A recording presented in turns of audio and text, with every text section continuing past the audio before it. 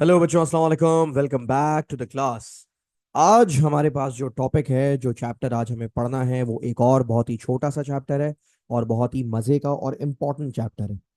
Chapter का नाम है the nuclear model of atom. क्या नाम है चैप्टर का? The nuclear model of atom, that is the name of the chapter.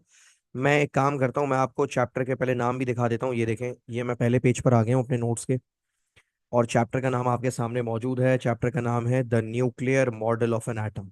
Atom का न्यूक्लियर मॉडल क्या होता है, ये आपको अभी थोड़ी देर में समझ आ जाएगा जब मैं ये चैप्टर आपके साथ शुरू करूंगा। इस चैप्टर के अंदर जो सबसे पहली चीज मैं आपको पढ़ाने जा रहा हूं वो क्या है, जरा गौर से सुनिएगा। The first thing that I want to discuss with you in this chapter is this experiment. ये एक बड़ा ही जबरदस्त एक्सपेरिमेंट है। इस एक्सपेरिमेंट को हम कहते हैं अल्फा स्कैटरिंग एक्सपेरिमेंट। और इस एक्सपेरिमेंट को दो लोगों ने परफॉर्म किया था। एक बंदे का नाम था गाइगर, और एक और बंदा था, उसका नाम था मार्सडन। ये दो अलग अलग लोग थे। Geiger was another person, Marsden was another person. इन दो लोगों ने मिलके इस एक्सपेरिमेंट को परफॉर्म किया था। इसी वजह से आज ये एक्सपेरिमेंट इन्हीं दोनों लोगों के नाम से जाना जाता है।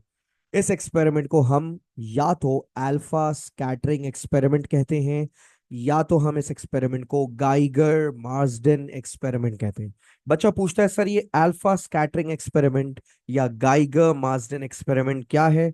आइए इस एक्सपेरिमेंट को समझते हैं कि ये एक्सपेरिमेंट क्या था, ये एक्सपेरिमेंट कैसे किया, और इस एक्सपेरिमेंट से हमें क्या पता चला। इससे पहले कि मैं ये एक्सपेरिमेंट स्टार्ट करूं, मैं आपको छोटी सी हिस्ट्री बताना चाहूंगा। वो हिस्ट्री क्या है, जरा गौर से सुनिएगा। आज अगर मैं किसी बच्चे से पूछता हूं कि बेटा एटम क्या है, तो बच्चों का जवाब बहुत कॉन्फिडेंटली सामने आता है कि सर, एटम होता है building block of matter. Atom क्या होता है? बच्चे बहुत कॉन्फिडेंटली जवाब देते हैं कि सर, एटम होता है बिल्डिंग ब्लॉक ऑफ मैटर। यानी जिस तरह एक दीवार बनाने के लिए आपको ब्लॉक्स लगाने पड़ते हैं, ईंटें लगानी पड़ती हैं, जब तक आप ब्लॉक्स नहीं लगाएंगे, ब्लॉक्स को brick by brick, brick by brick, brick by brick जोड़ेंगे नहीं, तब तक दीवार नहीं बन सकती। बिल्कुल वैसे ही आप मैटर नहीं बना सकते जब तक एटम्स ना हो आपके पास। एटम्स जुड़ेंगे बिल्डिंग ब्लॉक की तरह, तब जाकर आप मैटर बना पाएंगे। मैटर क्या होता है? सॉलिड, लिक्विड, गैस, हर चीज जो मास रखती हो, जो स्पेस ऑक्यूपाई करती हो, वो मैटर है। आप मैटर हैं, मैं मैटर हूं। ये चाय का कप मैटर है, इसके अंदर मौजूद चाय मैटर है। ये जो मेरे हाथ में पेंसिल है, ये भी मैटर है। ये जो मैं हवा सांस ले रहा हूं, ये हवा भी मैटर है। हर चीज क्या है? मैटर है। और मैटर किससे बना है मेरे बच्चों? मैटर बना है एटम से। तो फिर से बताओ, एटम क्या होता है? बच्चे कहते हैं सर, एटम होता है बिल्डिंग ब्लॉक ऑफ मैटर। ठीक है। अब मैं बच्चों से पूछता हूं कि बेटा एटम के अंदर क्या होता है?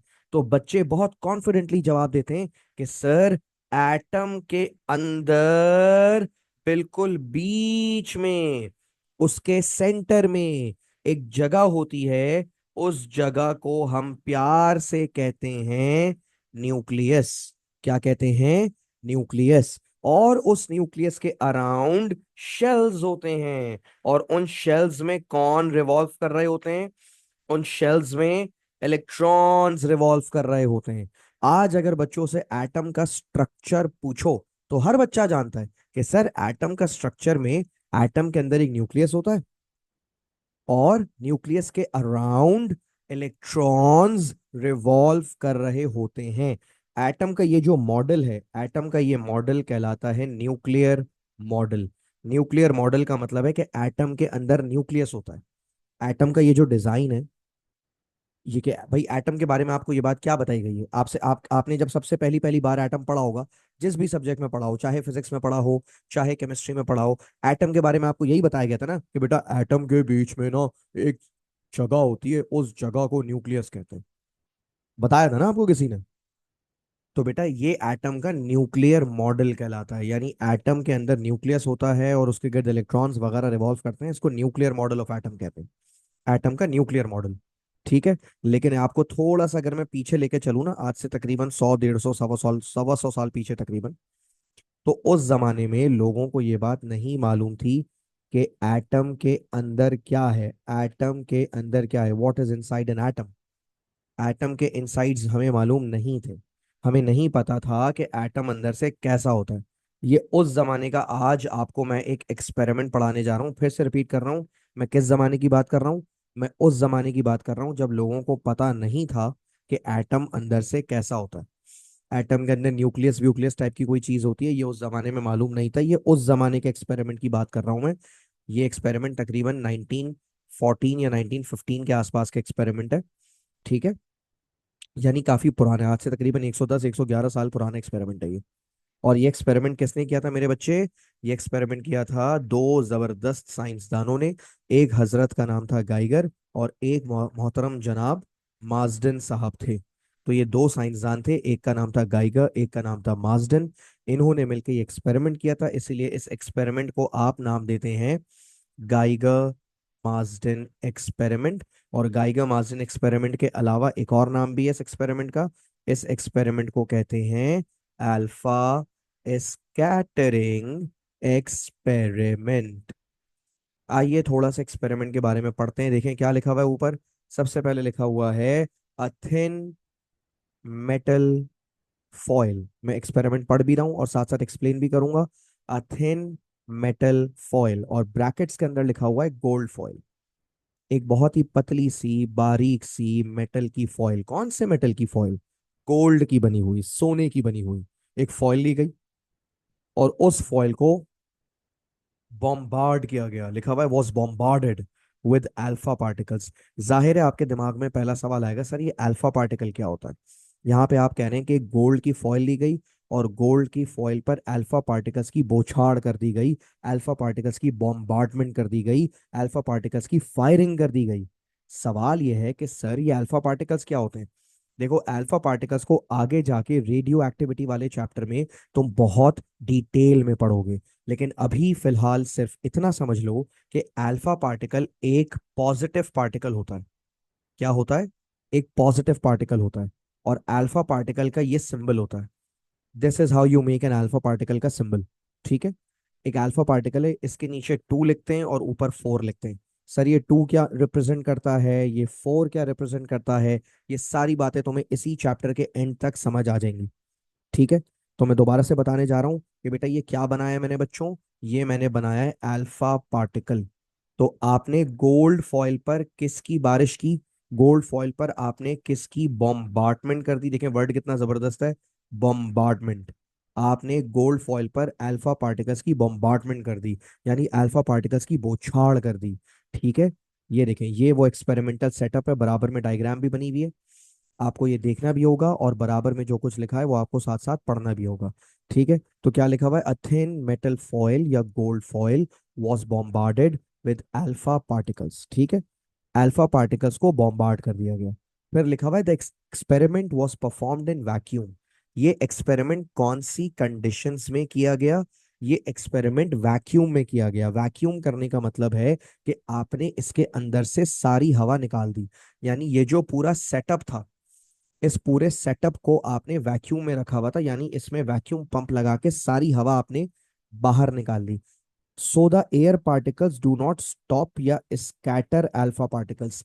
जाहिर है आपके दिमाग में सवाल आया होगा कि सर ये एक्सपेरिमेंट वैक्यूम में करने की वजह क्या है? मेरे बच्चों, ये एक्सपेरिमेंट वैक्यूम में इसलिए किया गया था क्योंकि अगर ये एक्सपेरिमेंट वैक्यूम में ना करते, अगर ये एक्सपेरिमेंट एयर की मौजूदगी में करते, हवा की मौजूदगी में करते, तो हवा के पार्टिकल्स अल्फा पार्टिकल्स की रास्ते में रुकावट बनते। समझ आ रही है बात? हवा के जो पार्टिकल्स हैं, हवा के जो एटम्स हैं, वो अल्फा पार्टिकल से टकराते, और अल्फा पार्टिकल्स टकराने की वजह से रुक जाते या स्कैटर हो जाते। समझ आ रही है बात? अच्छा, फिर क्या लिखा हुआ है? फिर लिखा हुआ है a circular detection screen was used around the metal foil. क्या इस्तेमाल किया? A circular detection screen was used around the metal foil to study the scattering of alpha particles by the gold foil. आपने इस gold foil के चारों तरफ एक circle shape की आपने एक स्क्रीन लगा दी। इस स्क्रीन का काम क्या है? इस स्क्रीन का काम था अल्फा पार्टिकल्स को डिटेक्ट करना। ठीक है, एक बार अगर आप ये पिक्चर गौर से देखें, ये पिक्चर मैंने थोड़ी सी आपके लिए जूम की है। इस पिक्चर में क्या क्या दिखाया जा रहा है जरा गौर से देखें। सबसे पहले तो ये देखें, ये जो मैंने लाल रंग के सर्कल में बंद किया ये क्या है मेरे बच्चों? ये है गोल्ड फॉइल। सोने की बनी हुई पतली सी बारीक सी एक फॉइल है। इस गोल्ड फॉइल पर आप क्या कर रहे हैं ये देखें। ये जो दूसरा सर्कल मैंने बनाया है ये अल्फा पार्टिकल्स की एक सोर्स है। यानी इसके अंदर से बहुत तेजी से क्या निकल रहे हैं मेरे बच्चों? इसके अंदर से अल्फा पार्टिकल्स निकल रहे हैं। अल्फा पार्टिकल्स निकलकर किसकी तरफ भेजे गए? ये अल्फा पार्टिकल्स भेजे गए गोल्ड फॉइल की तरफ। आपने अल्फा पार्टिकल्स की एक बीम ऑफ अल्फा पार्टिकल्स की बम्बार्टमेंट कर दी। किसकी तरफ बम्बार्टमेंट कर दी? किस पर बम्बार्टमेंट कर दी? गोल्ड फॉइल पर बम्बार्टमेंट कर दी। और नतीजे में क्या देखा गया वो मैं अभी आपको बताता हूं। अच्छा, देखा कैसे ये भी सुन ले भाई। इस गोल्ड फॉइल के चारों तरफ ये देखिएगा, चारों तरफ ये जो देखे मैंने हाईलाइट किया है, ये क्या लगाया हुआ इन्होंने? इस गोल्ड फॉइल के चारों तरफ इन्होंने एक स्क्रीन लगा दी है। असल में पता है ये स्क्रीन क्यों लगानी पड़ी? ये स्क्रीन इसलिए लगानी पड़ी क्योंकि अल्फा पार्टिकल्स दिखाई नहीं देते। अल्फा पार्टिकल्स दिखाई नहीं देते। बहुत सारे बच्चों को ये डायग्राम देख के शायद एक गलत कॉन्सेप्ट क्रिएट हो जाए कि सर अल्फा पार्टिकल्स लाइट की तरह निकल के जा रहे हैं। बेटा निकल के तो वो वैसे ही जा रहे हैं, but you can't see them. Alpha particles को आप नेकेड आई से देख नहीं सकते। तो अल्फा पार्टिकल्स को डिटेक्ट करने के लिए आप एक सर्कुलर स्क्रीन लगाते हैं। इस स्क्रीन के बारे में बस ज्यादा नहीं बताऊंगा, सिर्फ इतना बताऊंगा ये स्क्रीन थोड़ी स्पेशल है। जब अल्फा पार्टिकल्स इस स्क्रीन पे टकराते हैं ना, जब वो टच करते हैं तो वो स्क्रीन वहां से ग्लो करती है, शाइन करती है, ग्लो करती है। जब जब स्क्रीन ग्लो करेगी आप समझ जाएंगे कि स्क्रीन से कौन टकराया है। स्क्रीन से अल्फा पार्टिकल टकराया है। ठीक है, सही है भाई। अल्फा पार्टिकल्स हमें दिखते नहीं है। अल्फा पार्टिकल्स को डिटेक्ट करने के लिए तो स्क्रीन लगाई है। अब देखना यह है कि इस एक्सपेरिमेंट के क्या क्या ऑब्जर्वेशंस थे। अब देखें ये तीन ऑब्जर्वेशंस यहाँ पे मैंने लिस्ट डाउन किए हुए। आप लोगों के साथ मैं इन ऑब्जर्वेशंस को बारी बारी डिस्कस करूंगा। सबसे पहले हम पढ़ेंगे ऑब्जर्वेशन नंबर 1। क्या लिखा हुआ ऑब्जर्वेशन नंबर 1? लिखा है majority of the alpha particles passed straight through the gold foil without any deflection। क्या हुआ? जितने भी अल्फा पार्टिकल्स की आपने बम्बार्टमेंट की, to to to to to to to to alpha particles की बम्बार्टमेंट कर दिया आपने गोल्ड फॉइल पर, क्या हुआ उसके नतीजे में? लिखा हुआ है मेजॉरिटी अल्फा पार्टिकल उसमें से आर पार हो गए, स्ट्रेट निकल गए। यानी यहां से घुसे वहां से निकल गए, स्ट्रेट, बगैर रुके, बगैर डिफ्लेक्ट हुए। डिफ्लेक्ट का मतलब है अपने रास्ते से भटक जाना। यानी अल्फा पार्टिकल्स ना रुके ना भटके, बल्कि जैसे घुसे थे दूसरी तरफ से वैसे ही स्ट्रेट बाहर आ गए। ये पहली ऑब्जर्वेशन है। क्या है पहली ऑब्जर्वेशन? मेजॉरिटी अल्फा पार्टिकल एक तरफ से घुसे दूसरी तरफ से बाहर। अब आइए, अब बताइए दूसरी ऑब्जर्वेशन क्या है। दूसरी ऑब्जर्वेशन ये है some of the alpha particles deflected through small and large angles. कुछ अल्फा पार्टिकल ऐसे थे जो घुसे लेकिन इधर उधर निकल गए। कुछ लेफ्ट चले गए, कुछ राइट चले गए, इधर उधर चले गए, डिफ्लेक्ट हो गए। कुछ स्मॉल एंगल्स पर डिफ्लेक्ट हो गए, कुछ लार्ज एंगल पर डिफ्लेक्ट हो गए। और बहुत थोड़े अल्फा पार्टिकल ऐसे थे, ऑब्जर्वेशन नंबर 3 पढ़े।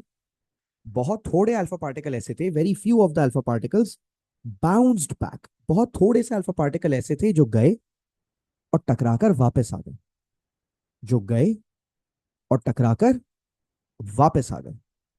समझ आ रही है बात? ये तीन ऑब्जर्वेशंस थी। ये तीनों ऑब्जर्वेशंस किन दो लोगों ने की? ये एक्सपेरिमेंट कौन दो लोग कर रहे थे? सर गाइगर और मार्सडन कर रहे थे। क्या ऑब्जर्वेशंस की इन दोनों लोगों ने? सर इन दोनों लोगों ने तीन ऑब्जर्वेशंस की। पहली ऑब्जर्वेशन ये थी कि मेजॉरिटी अल्फा पार्टिकल आर पार हो गए, बिना रुके, बिना भटके, सीधा निकल गए। कुछ अल्फा पार्टिकल सर ऐसे भी थे जो डिफ्लेक्ट हो गए, मतलब घुसे लेकिन निकलने के बाद इधर उधर चले गए, इधर उधर चले गए। और बहुत थोड़े पार्टिकल सर ऐसे भी थे जो टकरा कर वापस आ गए। अब ये तीन ऑब्जर्वेशंस बहुत सरप्राइजिंग थी। ये तीन ऑब्जर्वेशंस बहुत अमेजिंग थी, हैरान कुन कर देने वाली थी। इनको समझ ही नहीं आया कि सर ये हो क्या रहा है। असल में देखें, गाइगर और मार्जन ये सोच रहे थे कि यार ऐसा ही क्यों हो रहा है, कुछ और भी तो हो सकता था। यानी मेजॉरिटी आर पार होने के बजाय मेजॉरिटी रिफ्लेक्ट हो जाते, मेजॉरिटी बाउंस बैक हो जाते, या मेजॉरिटी स्कैटर हो जाते। ऐसा ही हमेशा क्यों हो रहा है कि मेजॉरिटी आर पार हो रहे हैं, थोड़े से डिफ्लेक्ट हो रहे हैं, और बहुत थोड़े से बाउंस बैक हो रहे हैं। यही रिजल्ट्स बार बार क्यों आ रहे हैं? गाइगर और मार्सडन के इन ऑब्जर्वेशंस को, जो कि काफी टेक्निकल थे, काफी मुश्किल थे, एक्सप्लेन करना इनको इतना आसान नहीं था। इन्हीं ऑब्जर्वेशंस की बुनियाद पर बाद में एक दूसरे साइंसदान थे। उन साइंसदान का नाम था अर्नेस्ट रदरफोर्ड। अब एक दूसरे साइंसदान आ गए। कौन आ गए? Ernest Rutherford. अर्नेस्ट रदरफोर्ड साहब, जो कि बहुत बड़े अपने जमाने के जाने माने साइंटिस्ट थे, इन भाई साहब ने इन दोनों लोगों के एक्सपेरिमेंट को दोबारा से परफॉर्म किया। और एक्सपेरिमेंट परफॉर्म करने के बाद रदरफोर्ड ने कुछ कंक्लूजन्स बताए। क्या कंक्लूजन्स बताए रदरफोर्ड ने? देखिए क्या हेडिंग डली हुई, हेडिंग पढ़े। हेडिंग डली हुई रदरफोर्ड्स कंक्लूजन। रदरफोर्ड्स कंक्लूजन का मतलब देखिए, ऑब्जर्वेशन तो गाइगर और मार्सडेन ने की थी, लेकिन उन ऑब्जर्वेशंस की बुनियादों पर रिजल्ट्स किसने निकाले, कंक्लूजन्स किसने निकाले? रदरफोर्ड ने निकाले। तो इसीलिए हम कहते हैं कि एक्सपेरिमेंट जो था वो गाइगर और मार्सडेन ने किया था, लेकिन उस एक्सपेरिमेंट की बुनियाद पर कंक्लूजन किसने निकाला? कंक्लूजन निकाला एक दूसरे साइंसदान ने, जिनका नाम है रदरफोर्ड। सर सवाल यह है कि रदरफोर्ड ने क्या कंक्लूजन निकाली? What did he conclude? क्या बताया रदरफोर्ड ने? तो आइए मैं आपको बताता हूं रदरफोर्ड ने क्या बताया। मेरे बच्चों, रदरफोर्ड ने बताया an atom is mostly vacant inside. पहले रदरफोर्ड ने क्या कहा? एक एटम अंदर से ज्यादातर खाली होता है। एटम अंदर से वेकेंट होता है, खाली होता है। This is why majority alpha particles passed straight through the gold foil without deflection. इसी वजह से अल्फा पार्टिकल्स बगैर रुकावट के गुजर गए। और रदरफोर्ड ने ड्राइंग भी बना के दिखाई, ये देखें। रदरफोर्ड ने कहा भाई फर्ज करें ये गोल्ड का एक एटम है। ये क्या है बच्चों? ये गोल्ड का एक एटम है। क्या कहा रदरफोर्ड ने? रदरफोर्ड ने कहा भाई आपके मेजॉरिटी अल्फा पार्टिकल सीधे सीधे निकल गए। मेजॉरिटी अल्फा पार्टिकल सीधे सीधे निकल गए ना। ये इस बात की निशानी है कि एटम अंदर से कैसा होता है? वेकेंट होता है। वेकेंट का मतलब है एम्प्टी होता है। ज्यादातर एटम, 95% एटम, 96% एटम अंदर से खाली होता है। तभी तो अल्फा पार्टिकल्स को रोकने वाला कोई है ही नहीं। फिर लोगों ने पूछा होगा यार रदरफोर्ड जानी, उनका क्या? वो वाले अल्फा पार्टिकल्स का क्या जो इधर उधर डिफ्लेक्ट हो गए? तो रदरफोर्ड देखें कितना चालाक आदमी था। रदरफोर्ड ने बोला कि जो अल्फा पार्टिकल डिफ्लेक्ट हो गए हैं वो असल में इसलिए डिफ्लेक्ट हुए हैं क्योंकि एटम के अंदर यकीनन उनके बीचों बीच कोई चीज है। क्या कहा रदरफोर्ड ने? रदरफोर्ड ने कहा कि एटम के बीचों बीच, उसके सेंटर पे यकीनन कुछ तो है, जो कि बहुत ही कैसा है? छोटा है। क्या कहा रदरफोर्ड ने? छोटा है। सर रदरफोर्ड को कैसे पता चला छोटा है? अरे भाई रदरफोर्ड को ऐसे पता चला, अगर ये चीज बड़ी होती तो ज्यादा जगह घेरती, ज्यादा जगह घेरती तो अल्फा पार्टिकल्स को पार होने ना देती। मेजॉरिटी अल्फा पार्टिकल्स पार हो रहे हैं ना। मेजॉरिटी अल्फा पार्टिकल्स पार होने का मतलब यही है कि ये जो बीच वाली चीज है ये बहुत छोटी है। तो रदरफोर्ड ने कहा एटम के बीचों बीच कुछ तो है जो बहुत ही छोटा है और बहुत ही डेंस है। सर डेंस का मतलब क्या है? डेंस का मतलब ये हुआ छोटा तो है, मगर एटम का सारा जो वजन है, एटम का सारा जो मास है, वो इसी छोटी सी जगह में कैद है। यानी बाकी पूरा एटम खाली है और सारा का सारा मास यहीं पे भरा हुआ है। ये बिल्कुल ऐसे समझ लीजिए कि एक बड़ा सा महल है, बहुत बड़ा महल है, लेकिन सारे लोग, पूरे खानदान के लोग एक ही कमरे में रहने लग जाएं। एटम के अंदर भी कुछ ऐसी स्टोरी है। एटम बहुत बड़ा होता है भाई।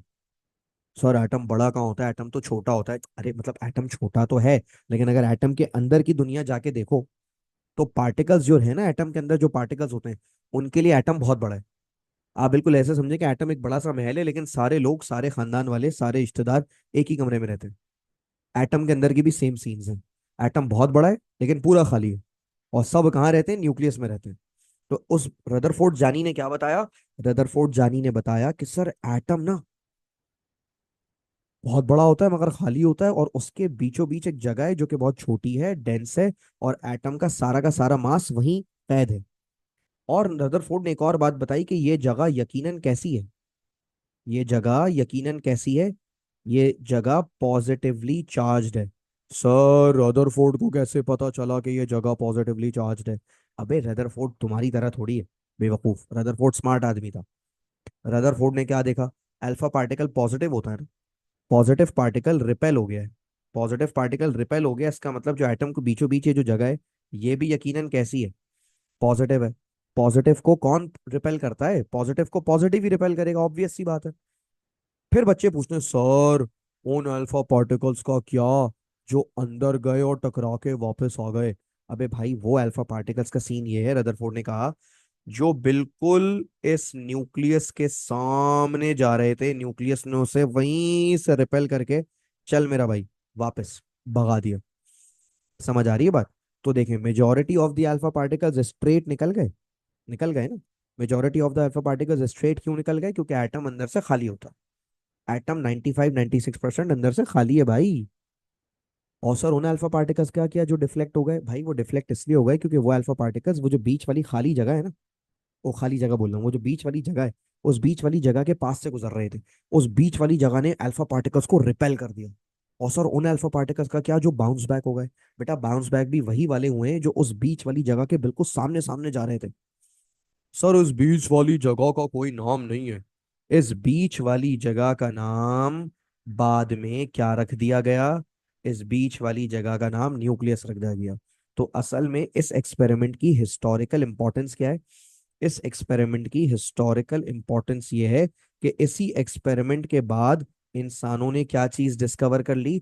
न्यूक्लियस डिस्कवर कर लिया। वरना इस एक्सपेरिमेंट से पहले हम इंसानों को कद्दू पता नहीं था कि एटम के अंदर न्यूक्लियस नाम की भी कोई चीज है। We did not know that. हमें ये कब पता चला कि एटम के अंदर न्यूक्लियस न्यूक्लियस होता है? हमें ये पता चला इस एक्सपेरिमेंट के बाद, थैंक्स टू रदरफोर्ड जानी। रदरफोर्ड जानी ना होते तो आज हमें पता ही ना होता कि एटम के अंदर न्यूक्लियस है। तो मुझे एक बात बताओ, क्या सारे बच्चों को ये एक्सपेरिमेंट समझ आ गया? ये रदरफोर्ड का कंक्लूजन एक बार दोबारा पढ़ लो। अगला वाला पैराग्राफ रह गया था पढ़ना। There is a very small positive and highly dense region at the center of the atom, which causes the alpha particles to deflect when they pass near the center of this atom. This region was later named nucleus. बाद में इस इलाके का नाम nucleus रखा गया। समझ आ रही है बात? Sir atom atom positively charge होता है तो हर एटम खुद को रिपेल करता होगा ना एक दूसरे को। एटम पॉजिटिवली चार्ज नहीं होता, एटम का न्यूक्लियस पॉजिटिवली चार्ज होता है। एटम पॉजिटिवली चार्ज नहीं होता। अच्छा, एक दो सवाल और है, मैं खुद ही पूछ के खुद ही जवाब दे देता हूँ। भाई एक सवाल तो बच्चे ये करते हैं, सर एटम के अंदर तो इलेक्ट्रॉन्स भी होते हैं, उनका क्या? आप तो वो वाली बात बता ही नहीं रहे कि एटम के शेल्स होते हैं, और एटम के शेल्स में इलेक्ट्रॉन्स होते हैं। तो उनके बारे में आप कुछ क्यों नहीं बता रहे?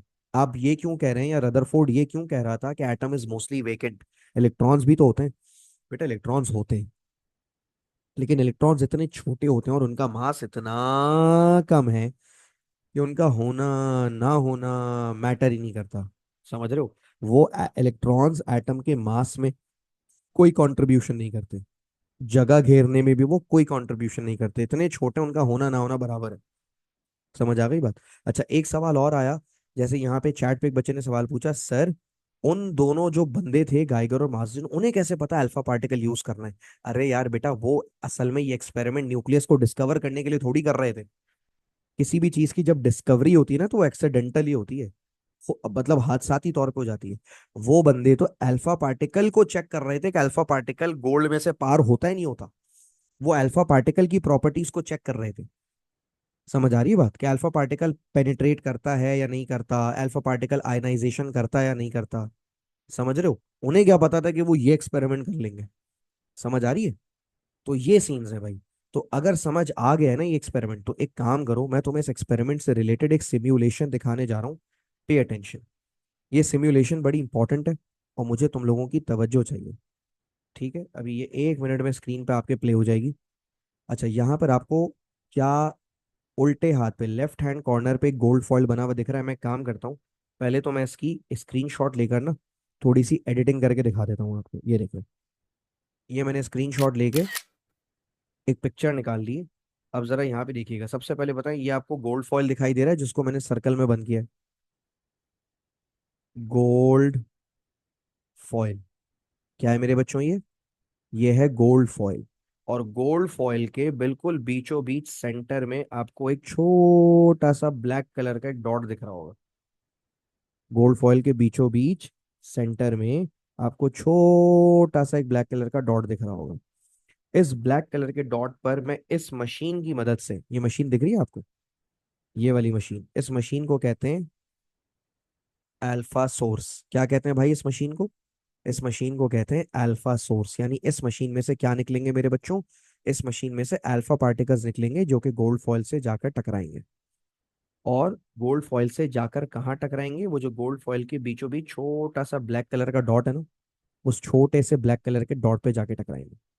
अब हमने पता है यहाँ पे क्या किया? उस छोटे से ब्लैक कलर के डॉट की ना एक जूम इन इमेज यहाँ पे क्रिएट कर दी है। उस छोटे से ब्लैक कलर के डॉट की एक जूम इन इमेज यहाँ क्रिएट कर दी है। आपको इस इमेज के अंदर ये एटम्स दिखाई दे रहे हैं? ये बड़े बड़े सर्कल्स क्या है? कैन यू सी दीज बड़े बड़े सर्कल्स? ये जो बड़े बड़े सर्कल्स यहाँ बने हुए हैं मेरे बच्चों, ये एटम्स हैं। क्या सारे बच्चों को एटम्स दिख रहे हैं? और आपको एटम के बिल्कुल बीच में येलो येलो कलर के नुक्ते भी दिख रहे होंगे। येलो येलो कलर के नुक्ते भी दिख रहे होंगे। कौन बच्चा बताएगा ये येलो कलर के नुक्ते क्या है? न्यूक्लियस। हाँ, ये येलो येलो कलर के नुक्ते न्यूक्लियस हैं। अच्छा, एक और सवाल आया, सर अल्फा पार्टिकल्स की सोर्स क्या है? अल्फा पार्टिकल्स की सोर्स जो आप बार बार बोल रहे हैं कि बेटा सोर्स में से अल्फा पार्टिकल निकल रहे हैं, ये सोर्स कौन सी होती है? बेटा ये तुम्हारे लिए तुम्हारे कॉन्टेक्स्ट से बाहर की चीज है। अभी हम इस पर बहस नहीं करेंगे कि अल्फा पार्टिकल की सोर्स कौन सी होती है। You are too young for that, to learn that. ठीक है, अल्फा पार्टिकल्स की सोर्स कैसे बनाई जाती है? असल में रेडियो एक्टिव सब्सटेंसेस से बनाई जाती है। ठीक है, इसके अंदर रेडियो एक्टिव सब्सटेंसेस होते हैं जिसमें से अल्फा पार्टिकल्स निकल रहे होते हैं। एक और सवाल आया कि सर एटम के अंदर इलेक्ट्रॉन्स होते हैं तो क्या वो अल्फा पार्टिकल्स को अट्रैक्ट नहीं करते होंगे? असल में बेटा इलेक्ट्रॉन्स बहुत छोटे होते हैं और अल्फा पार्टिकल उनके मुकाबले में बहुत बड़े होते हैं। तो अल्फा पार्टिकल इलेक्ट्रॉन्स को अट्रैक्ट नहीं कर सकते। समझ आ रही है बात? ठीक है भाई। अच्छा, तो फिर से सवाल पूछूंगा, येलो येलो कलर के नुक्ते न्यूक्लियस है, राइट? अब मैं आपके सामने पता है क्या करने जा रहा हूँ? मैं इस अल्फा पार्टिकल्स की सोर्स से अल्फा पार्टिकल्स भेजने जा रहा हूँ और आप खामोशी से 1-2 मिनट इसको ऑब्जर्व कीजिएगा यहाँ क्या हो रहा है। ठीक है, let's start. I am going to click that blue button. I am going to click that blue button on the alpha source and you are going to pay attention. ठीक है,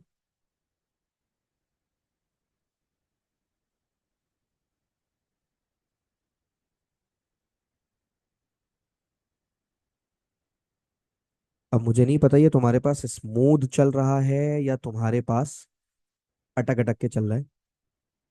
मेरे पास तो ये स्मूथ चल रहा है। असल में मैं तुम्हें ये ऑब्जर्व करवाना चाहता था कि जो majority of the alpha particles जो नीचे से आ रहे हैं ना, वो स्ट्रेट निकल जाएंगे। सिर्फ वो वाले अल्फा पार्टिकल डिफ्लेक्ट होंगे जो येलो डॉट्स के पास से जा रहे हैं, और वो वाले अल्फा पार्टिकल्स टकरा कर वापस आ जाएंगे जो बिल्कुल येलो डॉट को मुंह पे जाके टकरा रहे हैं।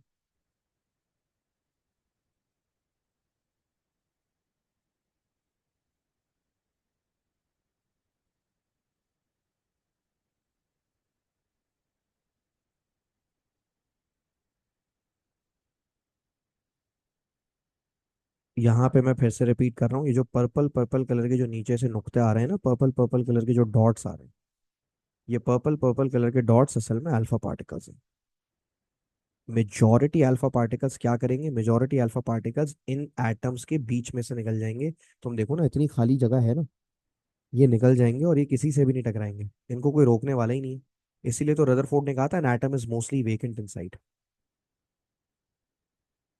और वो वाले अल्फा पार्टिकल्स जो येलो डॉट्स के पास से गुजर रहे हैं, उन अल्फा पार्टिकल्स को ये येलो डॉट्स यानी न्यूक्लियस रिपेल कर देंगे। और वो वाले अल्फा पार्टिकल्स जो बिल्कुल इन येलो डॉट्स के मुंह पे जाके टकरा रहे हैं, तो ये येलो डॉट्स उन अल्फा पार्टिकल्स को रिपेल कर देंगे।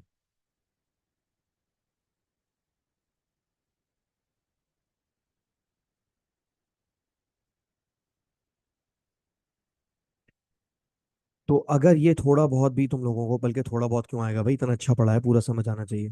समझ आ गया तो जल्दी से जरा वो दे दो, एक थम्स अप दे दो।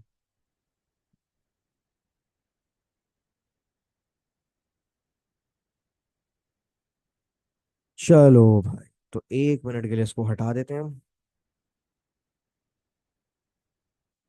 और ये आपका कौन सा टॉपिक क्लियर हो गया, ये आपका कौन सा टॉपिक कवर हो गया? ये आपका टॉपिक था अल्फा स्कैटरिंग एक्सपेरिमेंट, या गाइगर मार्जिन एक्सपेरिमेंट, या गोल्ड फॉयल एक्सपेरिमेंट। अरे हाँ, एक और बात, ये तीसरा नाम भी सुन लो भाई, पता चला पेपर में इसको तीसरे नाम से पूछ लिया।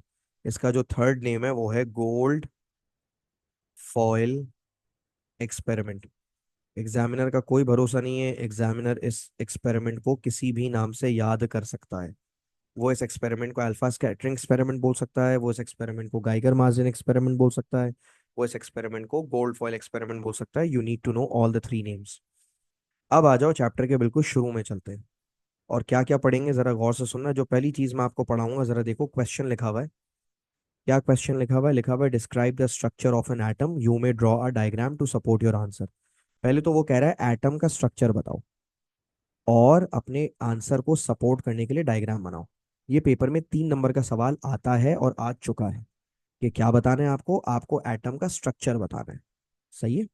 तो देखें क्या लिखा हुआ है। मैंने मैंने लिखा हुआ है an atom consists of a nucleus. Atom के अंदर क्या होता है मेरे बच्चों?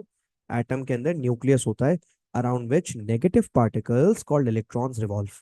क्या लिखा हुआ है? पहला पहला पैराग्राफ आपने लिखा है एटम किससे बना होता है। एटम के अंदर क्या होता है भाई? एटम के अंदर न्यूक्लियस होता है, ये आपने सबसे पहले बताया, क्योंकि एटम के अंदर है ही सबसे इंपॉर्टेंट चीज न्यूक्लियस। तो सबसे पहले आपने क्या बताया? सबसे पहले आपने बताया an atom consist of nucleus. फिर आपने बताया अराउंड विच, जिसके गिर्द नेगेटिव पार्टिकल्स यानी इलेक्ट्रॉन्स घूम रहे होते हैं। फिर देखिए आपने नीचे क्या बताया। नीचे आपने बताया the nucleus itself comprises of. Nucleus खुद किससे बना है?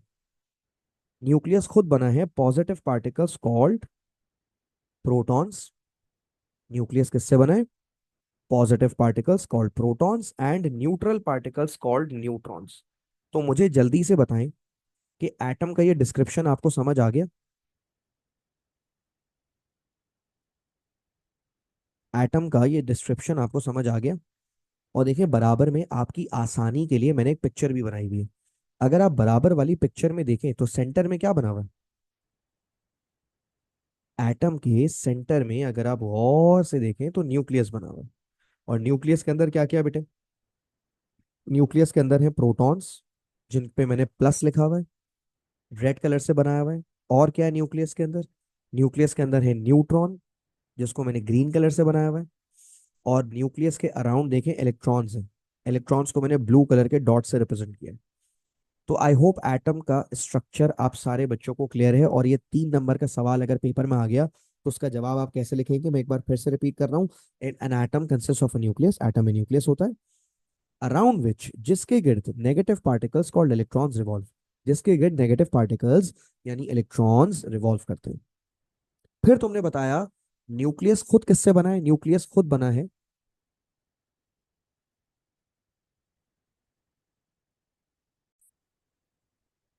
तो मैं आपको कह रहा था न्यूक्लियस किससे बना है? न्यूक्लियस खुद बना है प्रोटॉन्स और न्यूट्रॉन्स से मिलकर। प्रोटॉन्स क्या होते हैं? प्रोटॉन्स पॉजिटिव पार्टिकल्स होते हैं, और न्यूट्रॉन्स क्या होते हैं? न्यूट्रॉन न्यूट्रल पार्टिकल होते हैं। इसके बाद छोटी छोटी चीजें हैं जो आपने केमिस्ट्री में भी पढ़ी हैं, आपको एक सिर्फ रिवीजन दे रहा हूं मैं, क्योंकि ये पेपर में पूछी जाती है।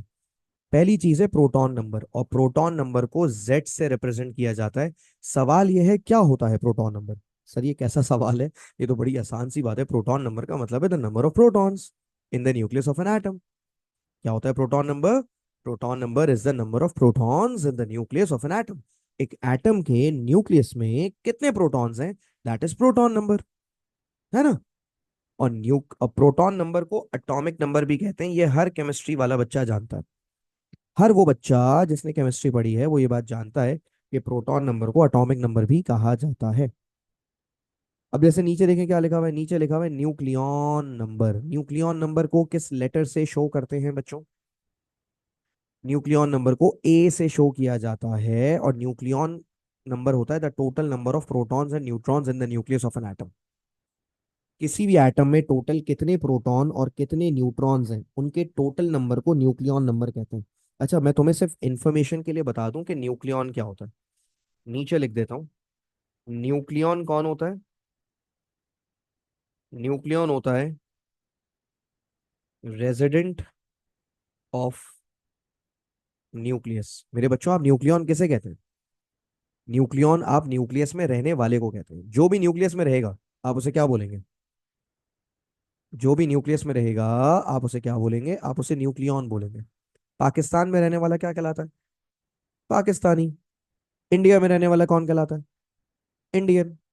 चाइना में रहने वाला कौन कहलाता है? चाइनीज। अमेरिका में रहने वाला कौन कहलाता है? अमेरिकन।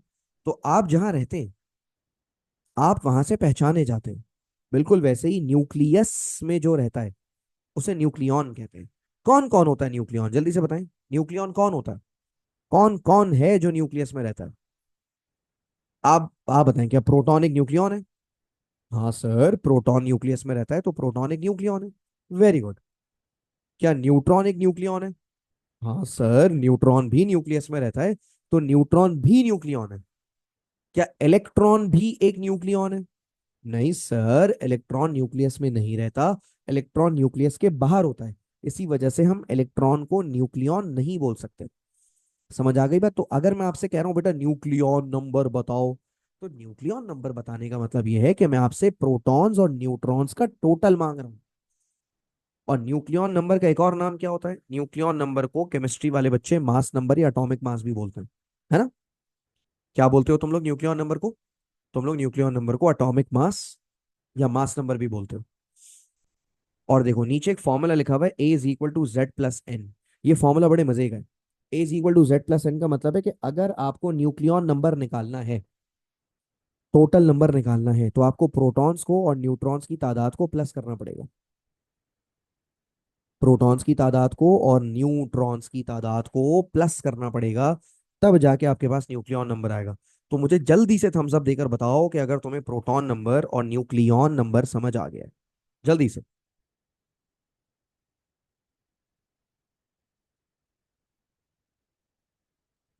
गुड। अब आ जाओ जल्दी से आगे।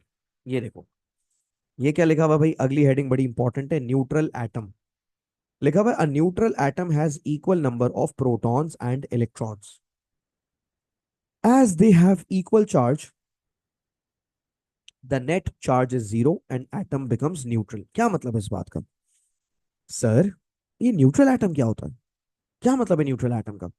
पहले तो मुझे एक बात बताओ, एटम के अंदर पॉजिटिव चार्ज किसके पास होता है? Hmm, सर, एटम के अंदर पॉजिटिव चार्ज होता है प्रोटॉन के पास। Very good.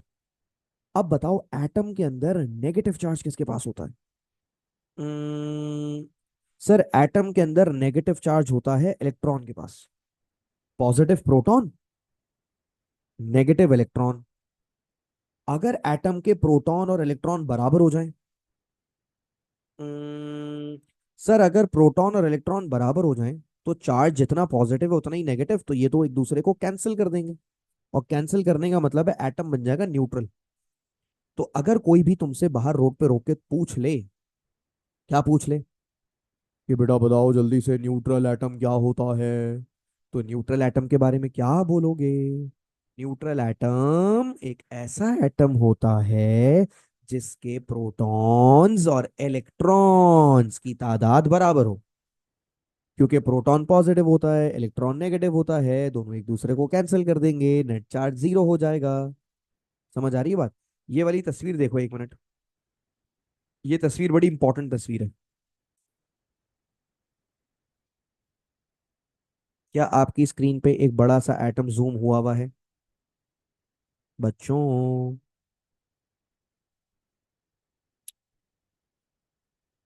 अब मुझे एक बात का जवाब दो जल्दी से।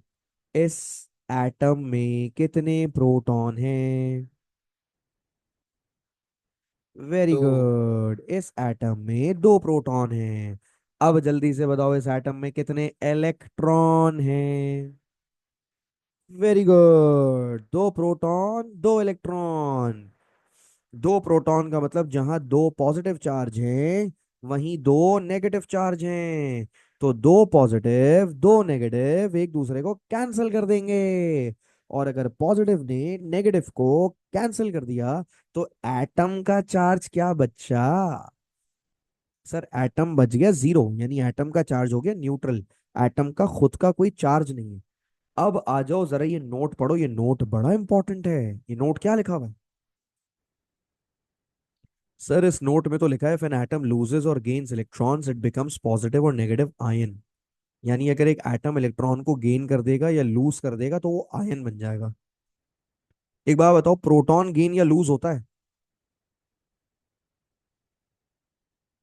प्रोटॉन गेन या लूज नहीं होता सर। प्रोटॉन गेन या लूज कैसे होगा सर? प्रोटॉन तो न्यूक्लियस के अंदर होता है सर, वो न्यूक्लियस में कैद होता है सर। प्रोटॉन गेन या लूज थोड़ी हो सकता है। गेन या लूज सिर्फ कौन हो सकता है? गेन या लूज सिर्फ इलेक्ट्रॉन हो सकता है, प्रोटॉन गेन या प्रोटॉन लूज नहीं होता। समझ आ गई बात? अच्छा सर, दूसरी बात, इलेक्ट्रॉन अगर चला गया तो क्या होगा? सर अगर इलेक्ट्रॉन चला गया तो नेगेटिव कम हो जाएंगे। नेगेटिव कम होने का मतलब एटम पॉजिटिव आयन बन जाएगा। और अगर इलेक्ट्रॉन आ गया? सर अगर इलेक्ट्रॉन आ गया तो नेगेटिव चार्जेस ज्यादा हो जाएंगे। नेगेटिव चार्जेस ज्यादा हो जाएंगे तो आपका एटम नेगेटिव आयन बन जाएगा। तो आयन समझ आ गया? आयन कब बनता है? एक एटम आयन कब बनता है? सर एक एटम आयन तब बनता है जब वो चार्ज हो जाए, जब वो न्यूट्रल ना रहे। और एटम चार्ज कब हो जाता है? सर एटम चार्ज हो जाता है जब वो इलेक्ट्रॉन को गेन कर ले या लूज कर दे। समझ आ रही है बात? कैसा?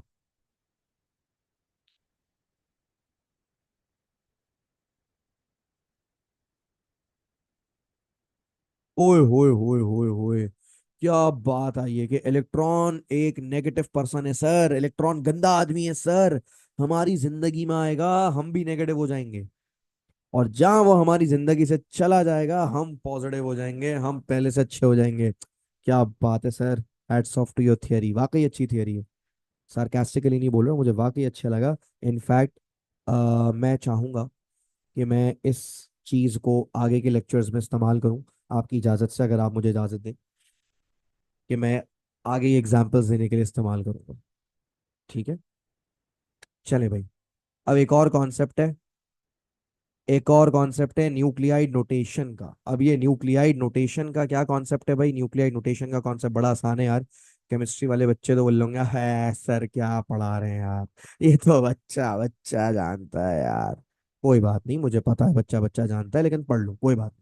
न्यूक्लियाइड नोटेशन का मतलब है किसी भी न्यूक्लियाइड को लिखने का तरीका।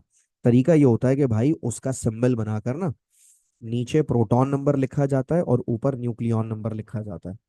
यानी नीचे प्रोटॉन्स की तादाद लिखते हैं और ऊपर प्रोटॉन्स और न्यूट्रॉन्स का टोटल लिखते हैं, टोटल। सही है भाई? देखो यहाँ पे इतनी सारी एग्जांपल्स दी हुई है, मैं लिख के भी दिखा देता हूँ। जैसे ये देखो, ये मैंने लिखा सी। सी का मतलब कार्बन। कार्बन में ये देखो नीचे क्या लिखा है? नीचे सिक्स लिखा है, इसका मतलब मैं ये बताना चाह रहा हूँ कि इसके अंदर सिक्स प्रोटॉन्स हैं। ठीक है भाई? और अगर ऊपर मैंने लिखा है 12, तो 12 का मतलब इसके अंदर प्रोटॉन और न्यूट्रॉन का जो टोटल है वो 12 है। तो अब 12 में से अगर 6 प्रोटॉन है तो न्यूट्रॉन कितने हुए? न्यूट्रॉन कितने हुए? न्यूट्रॉन 6 हुए। Very good.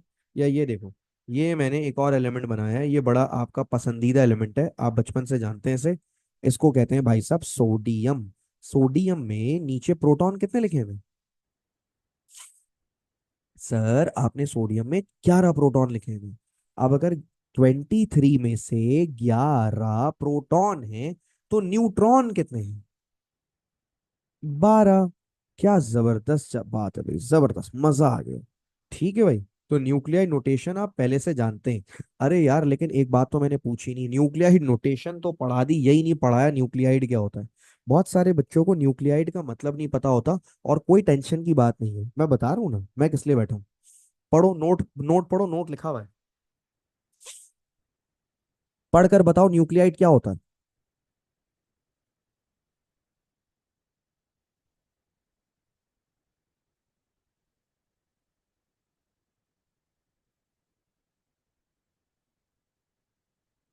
What is a nuclide? लिखा हुआ है, nuclide is a distinct kind of an atom specifically characterised by a certain proton and nucleon number. बेटा बताता हूँ 1 मिनट। अगर मैं तुम्हारे सामने एक सिंबल बनाऊं,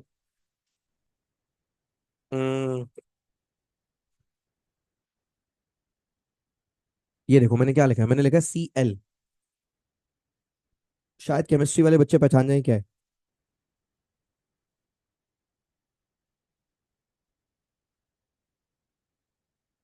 अच्छा, ये मैंने क्लोरीन लिखा है, वेरी गुड। लेकिन ये क्लोरीन का कौन सा वाला न्यूक्लियाइड है, ये बता सकते हो? ये तो तुम बता ही नहीं सकते। एक एटम के साथ जब तक आप ये सब ना लिखें, तब तक आप बता ही नहीं पाएंगे, तब तक आप बता ही नहीं पाएंगे कि ये कौन सा न्यूक्लियाइड है। देखो न्यूक्लियाइड क्या होता है? न्यूक्लियाइड असल में एटम को उसकी पहचान देता है।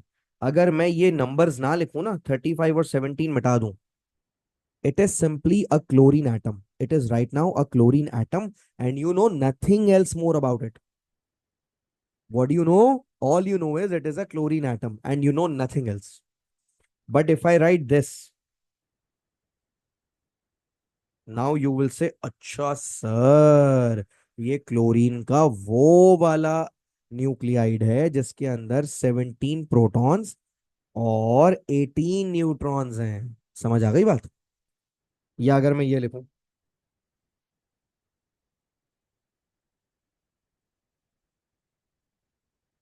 अच्छा सर, ये क्लोरीन का वो वाला न्यूक्लियाइड है जिसके अंदर 17 प्रोटॉन्स और 19 न्यूट्रॉन्स हैं। समझ आ रही है बात? तो जब तक आप उसके ये नंबर्स नहीं लिखेंगे, प्रोटॉन न्यूक्लियॉन नंबर नहीं लिखेंगे, तब तक आप इनमें फर्क ही नहीं कर पाएंगे। तो एटम इनफ नहीं होता, आपको न्यूक्लियाइड बताना पड़ता है। न्यूक्लियाइड, असल गेम न्यूक्लियाइड गेम। और अभी चैट पे एक जवाब आया, तो उस जवाब को मैं एक काम करता हूँ, डिस्कस कर ही लेता हूँ। अभी किसी बच्चे ने बोला सर ये दोनों एक दूसरे का आइसोटोप हैं। Exactly exactly। आइसोटोप क्या होता है? आइए आइसोटोप पढ़ते हैं। आइसोटोप आ चुका है आपकी स्टोरी में अब। क्या होता है आइसोटोप? अच्छा, आइसोटोप को देखकर मैंने एक बात नोट की है, जब भी बच्चों के पेपर में आइसोटोप का सवाल आता है, बच्चे बड़ा एक्साइटेड हो जाते हैं।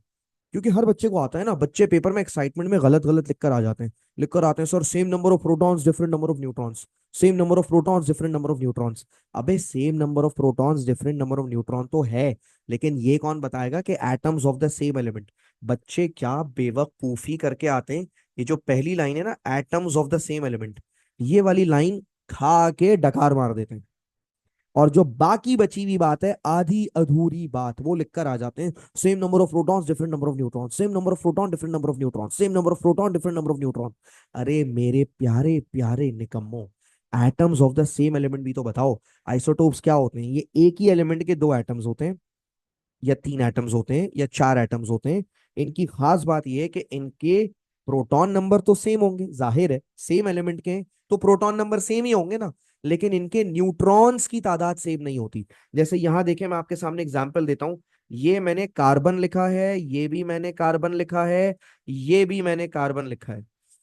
इन सब में फर्क क्या है? फर्क ये है कि इसके अंदर प्रोटॉन 6 हैं, इसके अंदर प्रोटॉन 6 हैं, इसके अंदर भी प्रोटॉन्स की तादाद 6 है। लेकिन इसके अंदर न्यूट्रॉन 6 हैं, इसके अंदर न्यूट्रॉन 7 हैं, और इसके अंदर न्यूट्रॉन 8 हैं। तो इन तीनों में क्या सीन है भाई?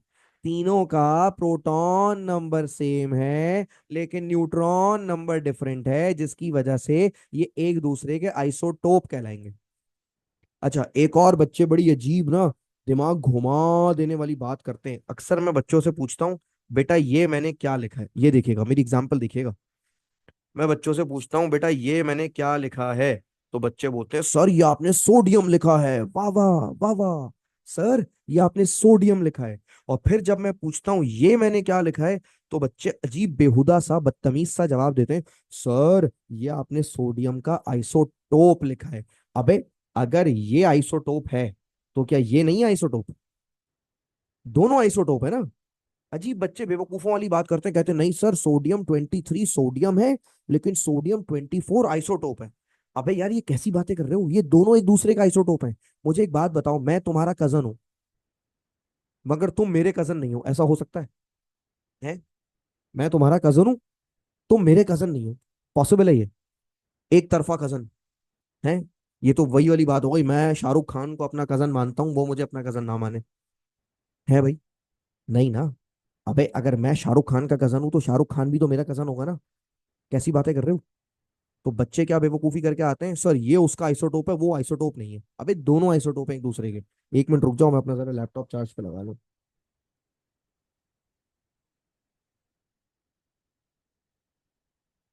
हाँ भाई, तो बात समझ आ गई?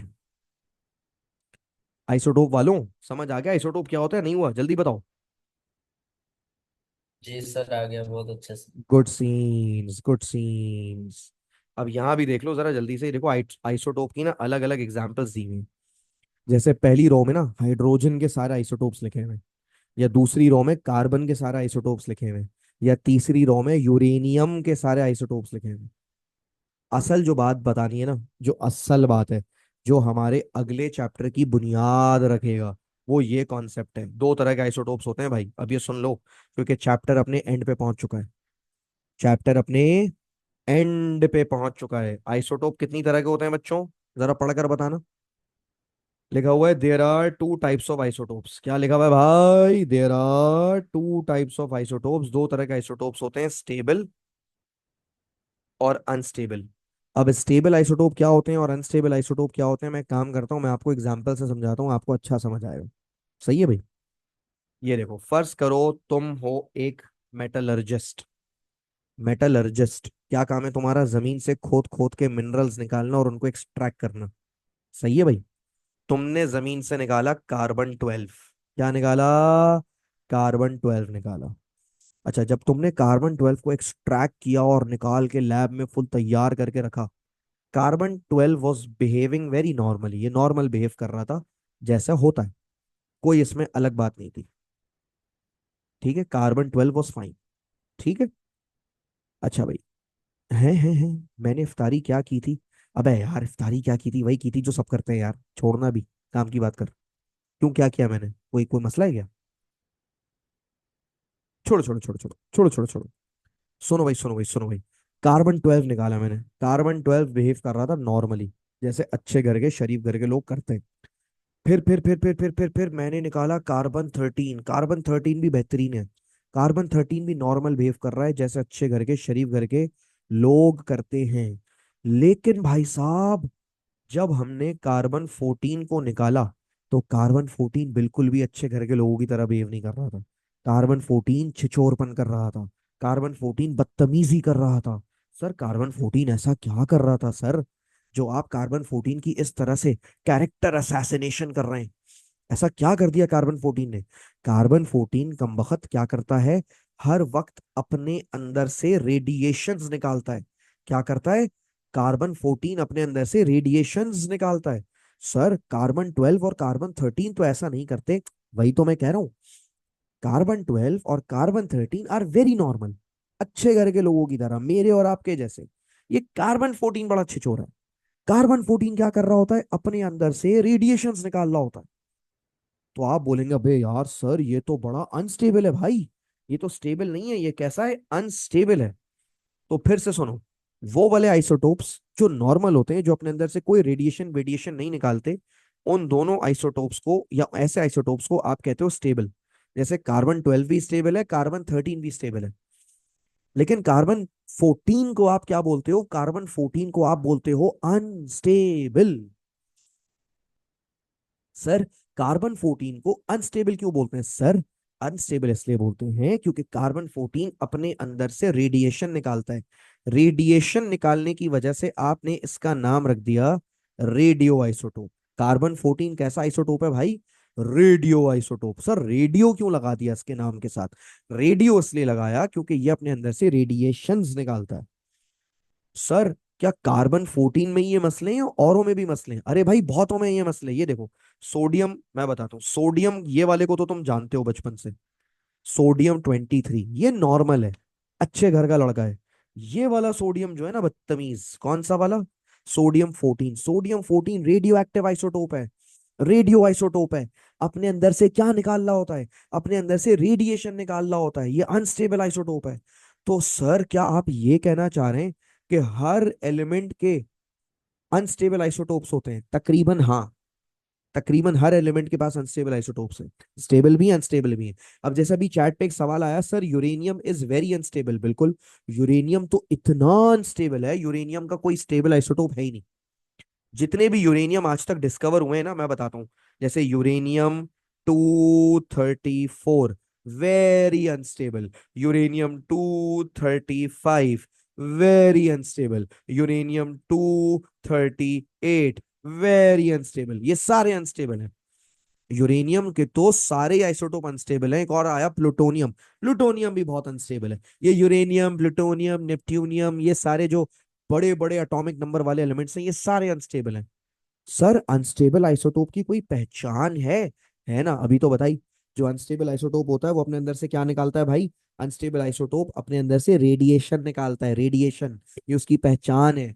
सर हमें रेडिएशन दिखेंगी थोड़ी, हमने जेब में डाल लिया, पता चला कार्बन 14, हमें पता ही नहीं था। अभी तो मत डालना ना। हर टेढ़ी मेढ़ी चीज जेब में थोड़ी डालते हैं। समझ आ रही है बात? सर हम देख के नहीं बता सकते कि स्टेबल है अनस्टेबल। नहीं बेटा, आप देख के नहीं बता सकते, देख के कुछ नहीं बता सकते आप। देख के आपको नहीं समझ आएगा कि कौन अनस्टेबल है कौन स्टेबल है।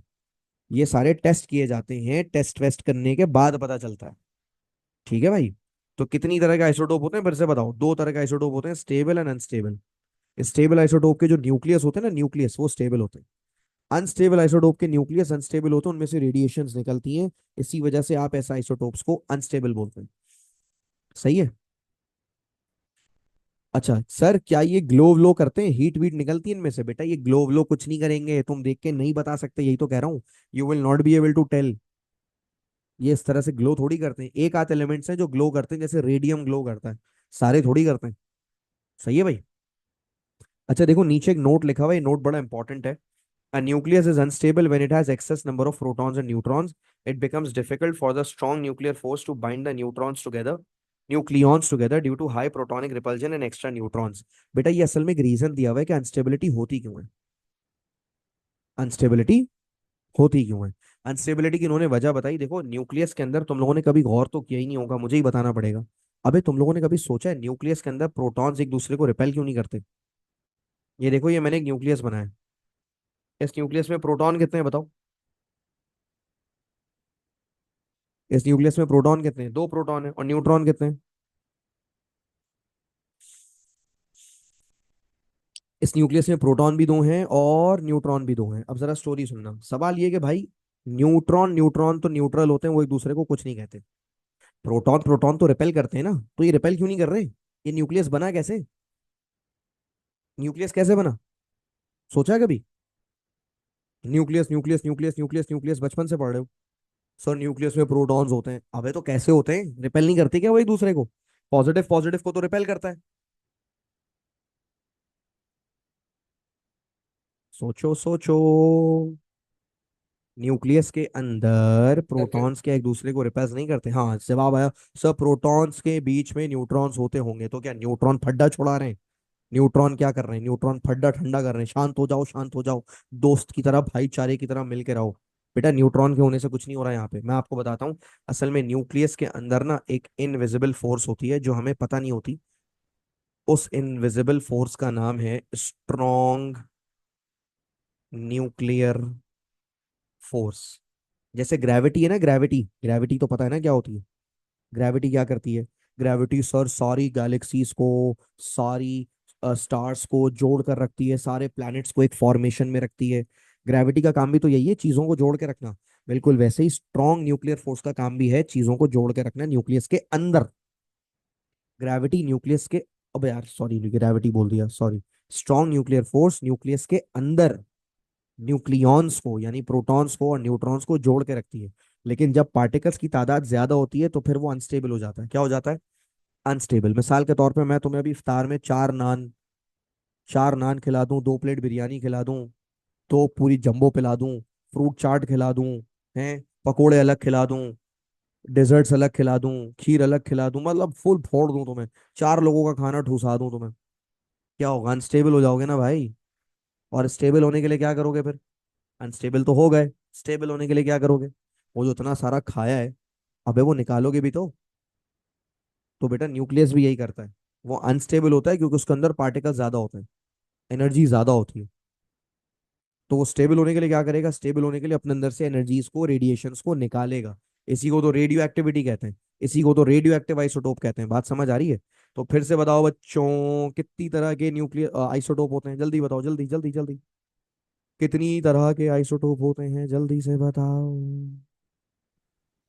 दो तरह के आइसोटोप होते हैं, स्टेबल और अनस्टेबल। अब जल्दी से जरा थम्स अप वम्स अप दे दो अगर समझ आ गया पूरा लेक्चर।